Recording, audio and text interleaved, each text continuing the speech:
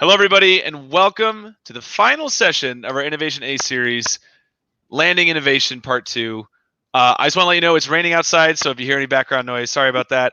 But we're so excited you're joining us from Facebook, LinkedIn, or YouTube, and joining us here at Creativity Effect as we teach you and share with you our experiences with innovation. We hope it's useful, and we hope you gain something from this. Well, as I mentioned, this is the last session of Innovation A series, so we're going to be going over those final things today. But as always, I'm Andy Tilstra.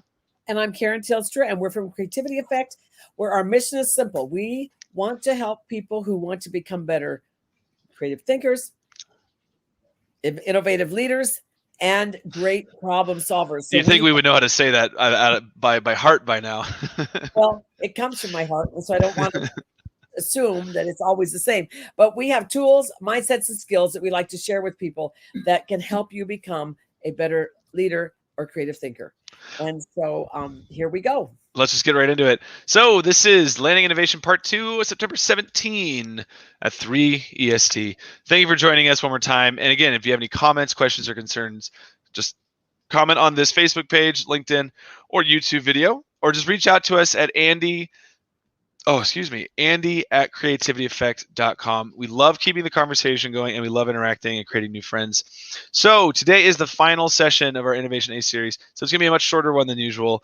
We talked about this, and we're like, you know what? Let's just end on this one last metrics-based thing, and then after that, we can just send them off and see how they do with the information that they. This is the 7th time we've done this. That's pretty crazy. There's 6 other videos before this video explaining innovation. So with that, let's just do a quick recap, Dr. Tilstra, with landing innovation. What is it? Why does it matter in the innovation process? Well, as always, we can have lots of ideas, but unless we land them and do something with them, they're not really that useful. I know that sounds kind of sad, but we can all have ideas. Ideas are a dime a dozen, actually, but it's doing something with the ideas and landing them and implementing them makes you an innovator. So all your ideas don't have to be implemented, but try implementing some of them. And implementing is the hardest part. Honestly, that's where you've got to show your work to the world, and that's scary. But there's ways to do it, and it's always incremental. And we're going to show you some metrics, a way to collect metrics that actually help you keep in that iterative state. So the key is that landing innovation is the final part that brings the idea to the world. And that's exciting. And scary. Absolutely. It is actually. And yeah, we're really just going to be going over one simple tool, not even tool, more of like an idea that Karen has designed over her plus 700 or more innovation projects over the last decade. And we're really excited to share that with you. So what those are is the ice, water, steam model for measuring innovation metrics. Ice, very rigid, very understandable, very defined. Water, still pretty physical, pretty defined, but fluid. And steam, which is expansive and flexible and doesn't really have a shape. So how do these 3 weird states of water relate to innovation metrics? Well, the key thing about metrics when it comes to innovation, it's different than other metrics. And always remember, when you're collecting metrics or landing, implementing your solution, is metrics can tell you what happened. They can't always tell you why it happened. And so the ice, water, steam is an attempt to actually help us understand the why behind it. And when it comes to implementing, the focus oftentimes is on collecting data. I like to say, think of data differently than the rest of the world thinks of data. That data is only to help you understand why things are happening more than what happened. And the world loves data. And so I like to say, don't add more to the big data piles that might not mean that much, but really use data to understand why things are happening. So when we were working in healthcare, the team that I was working with, we were very befuddled. Oftentimes like, wow, we did a project and we got good results, but how do we get the metrics? So finally, out of frustration, we came up with the concept of ice, water, steam. So for example, an ice metric would be like, take the food pantry that we talked about in a couple other sessions. They improved their food collection by students by 83%.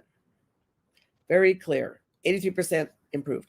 Now, they didn't really know exactly why unless they went and checked. And they had three things they were trying to do.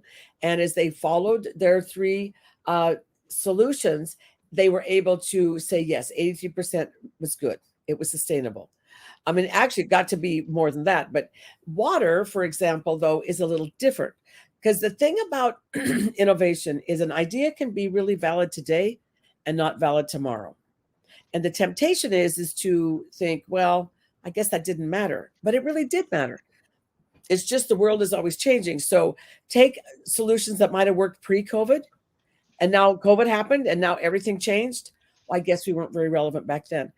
No, you were relevant back then. It's just things changed, and you have to change too. So an example of this was we had a project in a hospital where doctors oftentimes called for a blood draw on a patient just before they discharge them. But oftentimes, the last minute blood draw did not fit into the phlebotomy schedule. So the phlebotomist couldn't get there for maybe many hours or even the next day. It seems a little unbelievable. And in some cases, it was 2 days. Okay, so that isn't sustainable. So the project came in, how might nurses actually draw blood? Well, I thought that's simple. Nurses draw blood.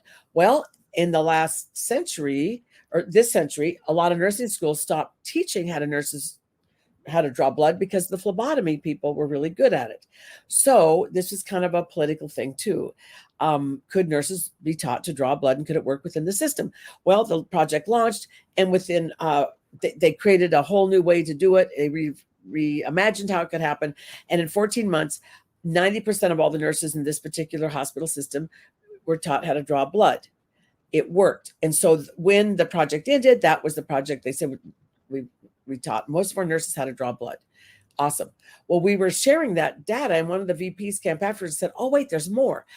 That project improved relationships between phlebotomy and nursing.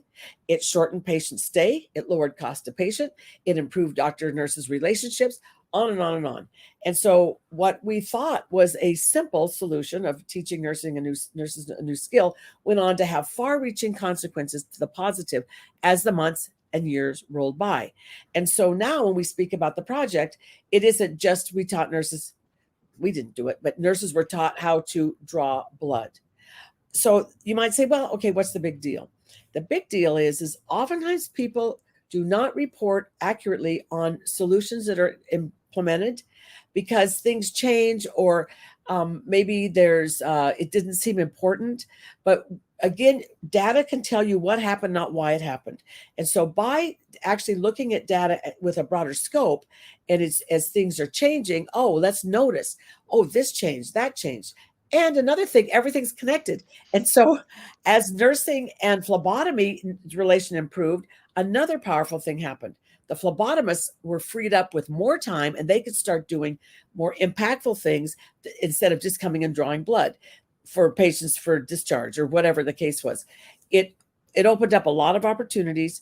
People got promoted, and also it developed a whole new training for several departments. And it also, another unintended consequences, a nursing kind of clinical program for graduate nurses were able to be utilized in this program, and they got many more clinical hours than they had ever imagined.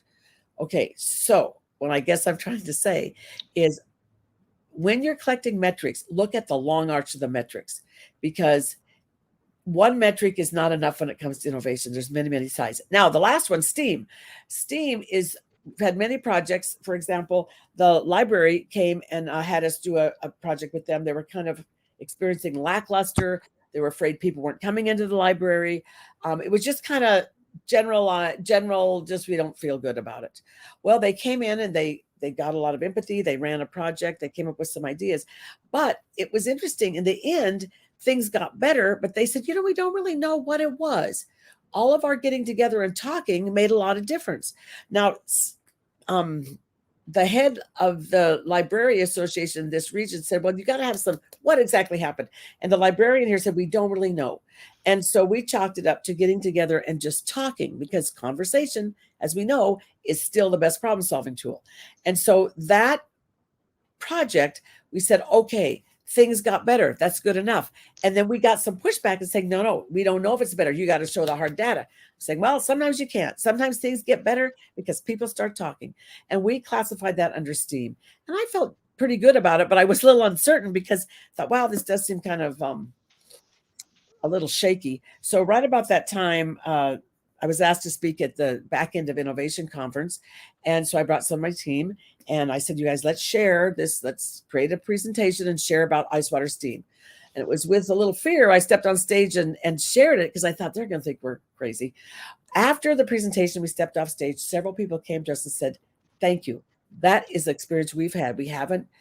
We've looked at metrics with only one lens. By having an ice water steam model, it makes us see metrics in a much broader scope. And we also now aren't satisfied when we realize what happened without knowing why it happened. Anyway, that's just our ice water steam model. And it's just a way to look at collecting metrics and data that may be a little more meaningful and more human-centered. Mm-hmm. And honestly, that's all we really have to talk about today on this last Facebook Live session. And Karen, you did an absolutely incredible job of explaining that. I mean, Well, if you're in the innovation realm, you understand that measuring the successful innovation is really hard to do. yes, it's hard to do effectively. And one other thing I want to just throw in. Oftentimes I've seen a really great project going or a great solution being implemented, and then the leader changes. Well, when the leader changes, oftentimes everything changes. So do the best with innovation, run projects or gather problem-solving teams and do your best. But if your environment changes, just carry on. Sometimes you'll have to stop the project, but take what you can, learn from what you can. And as I say, learn as much as you can and help as much as you can. And just embrace the fact that things do change. And we've had a big experience with that with COVID. But we always learn from change. Change is just another way to really embrace some new opportunities. And with the ice water steam model, try it and see what you learn. Tweak it, change it, try it, make it work for you. Tweak it, change it, try it, bop it, twist it, you name it. Thank you guys so much for joining us today. This marks the end of our Innovation Ace series. We hope that you've gained some valuable insights, some valuable new learnings, and we hope that you've taken it and placed it in your workplace somewhere or started enacting it in some way. Again, I'll put it to the bottom of the screen. If you want a copy of these tools or any other tools from our other videos, please reach out to us at our website or email me at andy@creativityeffect.com. This has been a pleasure and an absolute thrill to be doing this with you guys. And we hope that you'll be joining us on our next adventure coming out very soon as we start our new series in the innovation realm. I don't know if there's much else to add to that. Do you think there is, Karen? Keep inspiring creativity wherever you are.